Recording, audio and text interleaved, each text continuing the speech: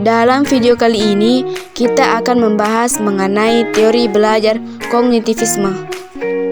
Adapun konsep dasar kognitivisme, teori belajar kognitif lahir dari respon terhadap ketidakpuasan dengan teori behaviorisme yang selalu menekankan kepada perilaku sebagai hasil belajar. Teori ini mementingkan proses belajar daripada hasil belajar.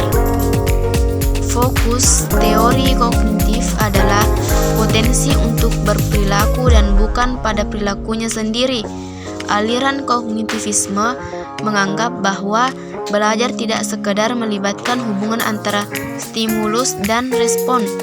Belajar itu melibatkan proses kognitif, yaitu tindakan mengenal atau memikirkan situasi perilaku terjadi. B.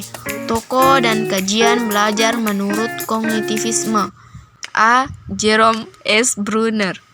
Menurut Bruner, anak harus belajar aktif di dalam kelas. Anak harapannya belajar dengan menemukan discovery learning. Pada dasarnya, belajar merupakan proses kognitif yang terjadi dalam diri seseorang. B. David P. Ausubel. Menurut Ausubel, ada dua jenis belajar. Pertama, belajar bermakna, meaningful learning, dan kedua, belajar menghafal atau rote learning. Belajar bermakna adalah suatu proses belajar di mana informasi baru dihubungkan dengan struktur pengertian yang sudah dipunyai seseorang yang sedang belajar. Sedangkan belajar menghafal adalah peserta didik berusaha menerima dan menguasai bahan yang diberikan oleh guru atau yang dibaca tanpa makna. C. Kurt Lewin. Lewin mengemukakan bahwa setiap individu berada dalam suatu medan kekuatan yang bersifat psikologis yang mana disebut sebagai ruang hidup di mana individu berada. D. Jean Piaget. Jean Piaget mengemukakan teori yang disebut teori perkembangan intelektual atau teori perkembangan mental.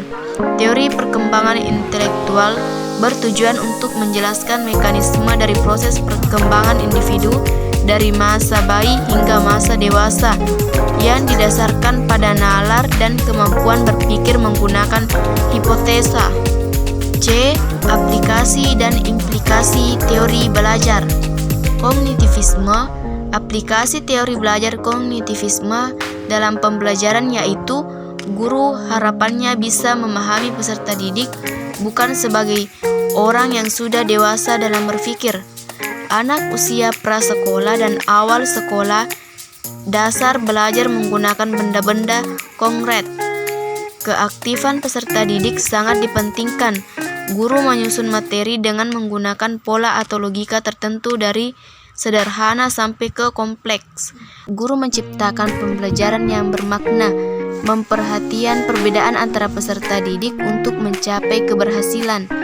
Implikasi teori behaviorisme dalam pembelajaran adalah seorang pendidik harus dapat memahami bagaimana cara belajar yang baik, sebab peserta didik tidak dapat memahami bahasa bila tidak mampu mencerna dari apa yang sudah didengar atau yang ditangkap. D. Kelebihan dan kekurangan teori belajar kognitivisme. Teori belajar kognitivisme lebih dekat kepada psikologi daripada teori belajar, sehingga aplikasinya dalam proses belajar mengajar tidaklah mudah. Kognitif juga memiliki kelebihan yang harus diperhatikan dalam praktek pembelajaran. Aspek positifnya adalah kecenderungan peserta didik perlu dimulai dari adanya pembentukan kualitas intelektual atau kognitif. Itulah penjelasan singkat saya mengenai materi kognitivisme.